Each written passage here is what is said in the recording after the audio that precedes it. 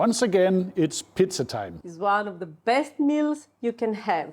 This seemingly simple creation, unsuitable for the upper class in the beginning, turned into a global phenomenon in the 20th century. Stay tuned.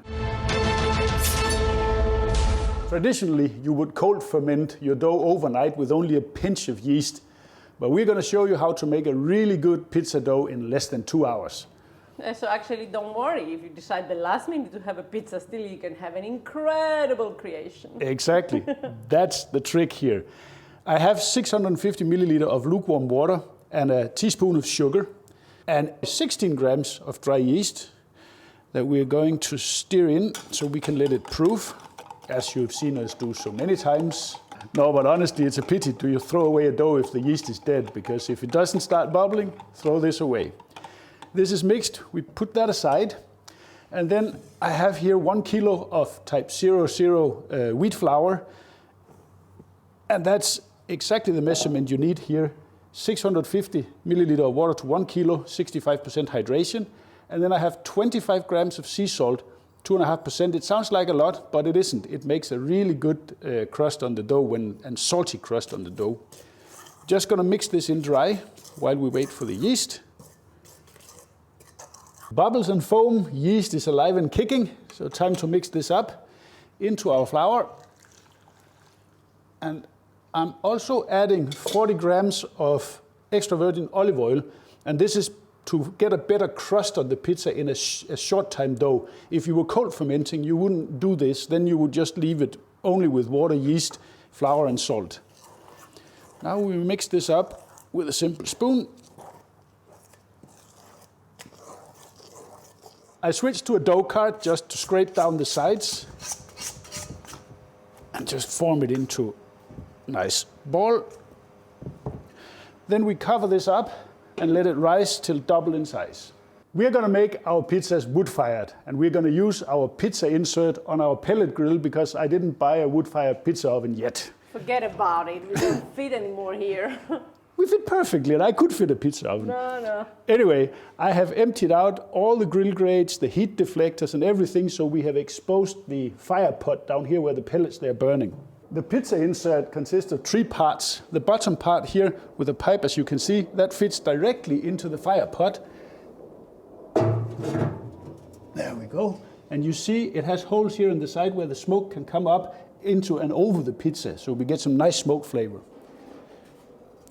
The next part is our pizza stone, which is elevated a little bit like this, so it doesn't lie flat on the steel, like that. The last part is our dome. Closes everything up like that. And then we're ready to fire up our grill. Look how much that has risen. Nice and jiggly. Ready to give it just a flip and fold like you have seen before. Lift it up over itself and down. 3, maybe 4 times. As you can see now, it starts lifting the whole dough because the gluten strengthens up. Then we give it a couple of these turns, so we make a nice taut ball. Beautiful it is. And now we give that half an hour, 45 minutes to double in size again. Here we are, and our dough is looking beautiful. Woohoo. That's really good. Now I want to flour the surface here, especially around the edges. I'll show you why. Like this. And then our work surface here. And don't forget the tools, because they will also stick. And now the flour on the edges there, let me show you. If you have a flexible dough card, you move down the flour around the edges here to release the dough from the ball. So we get everything out in one portion. Let me see if I can do this so you can see what happens. Whoop-de. There you go.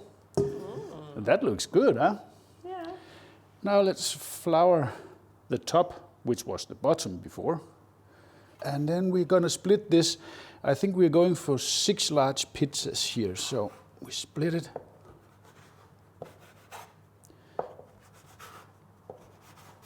In the middle like this. We have 2. Shape them a little bit. And each of those into 3 pieces. Doesn't matter if they're not exactly the same size, but try to keep them relatively consistent. There we go. And then we take them one by one and shape them like this. Pinch the bottom a little bit, and then I'll show you. We use the surface here, and we roll it around to close it, and you get a nice taut round ball. Over here in our proofing container, and we continue with the next one.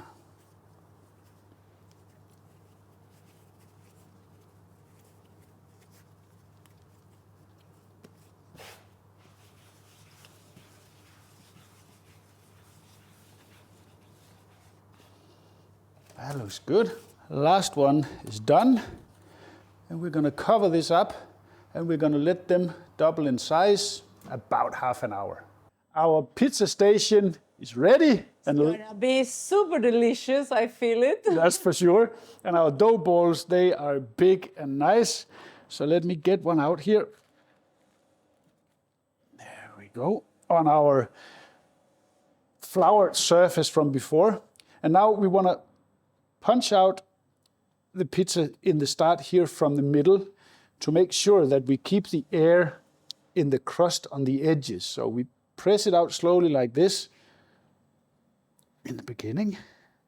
And then we start lifting it up and let gravity do the work, because I cannot throw them in the air. I'm not that professional, but this works for me. You just slowly swing it around, and then it will shape itself into a nice big 30 centimeter maybe. Let's see how far we get.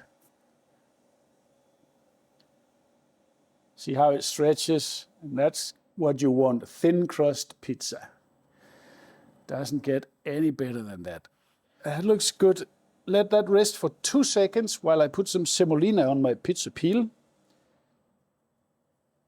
There we go. And we give it.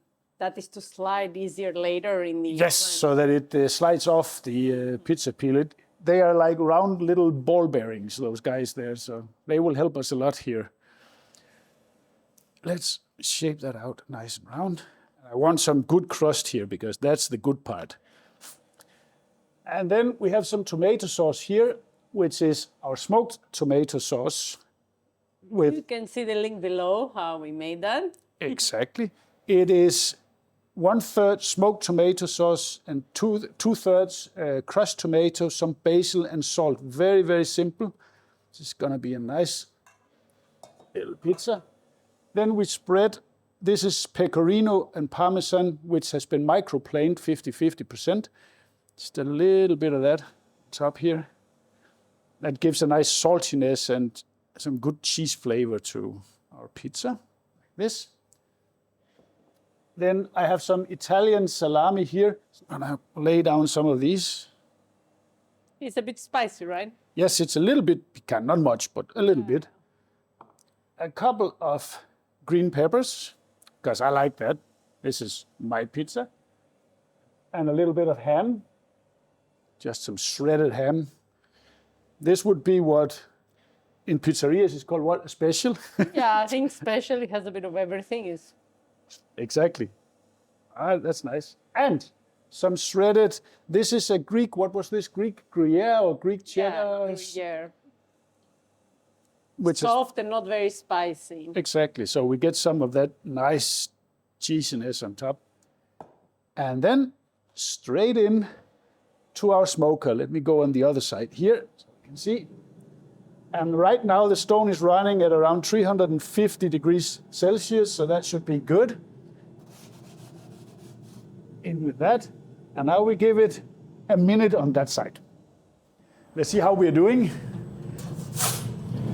That's looking good. And a really thick crust on this one. I like that.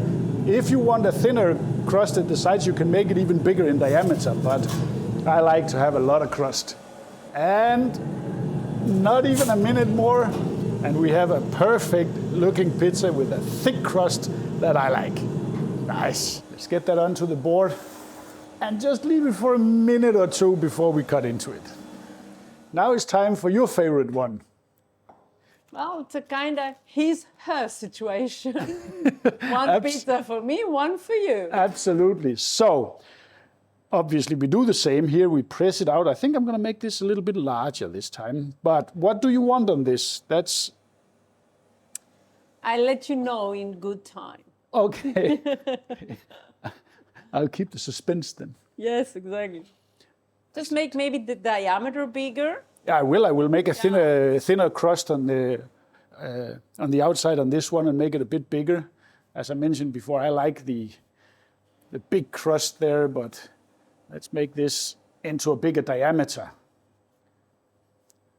And it's just a question of rotating slowly and letting gravity do its work.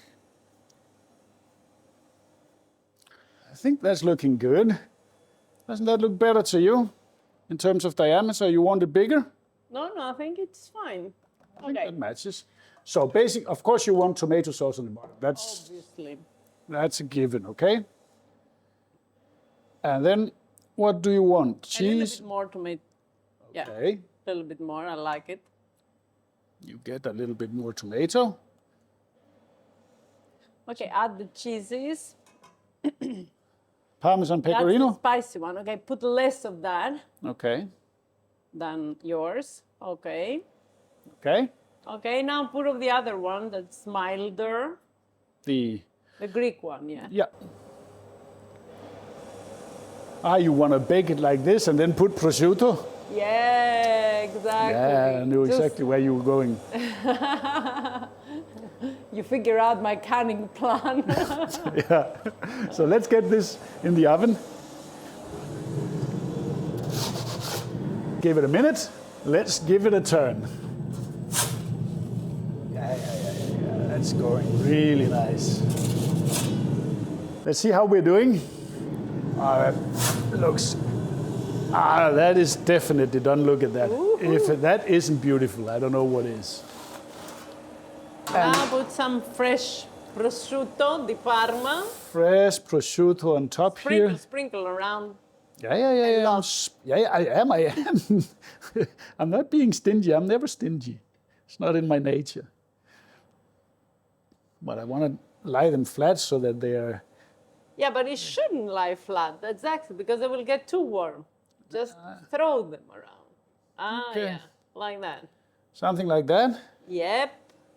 That's better. Okay. And now fresh basil. And we sprinkle over some fresh basil. That's the pizza I love. And it's actually very simple and very tasty. I know that. We have done it before. I know, you know. Taste time. You do yours, I do mine. Good. But guys, you have to look at it. That crust here on a 2-hour dough, that is just amazing. It's really fantastic. And I like a thick crust, as I said. So this is made with deliberate, I have to That's say. an achievement, actually. In such a short notice to make a pizza, it's excellent. And this, I mean, I love prosciutto. Kill me, I don't know. But it was my favorite pizza when I used to live in Berlin. I was always ordering that. I love it. And the thin crust you have in the bottom here, it's perfectly crunchy because the stone is warm. This is it's just perfect. What can I say? Again, I rest my case. Yeah. Well, do it at home and have fun.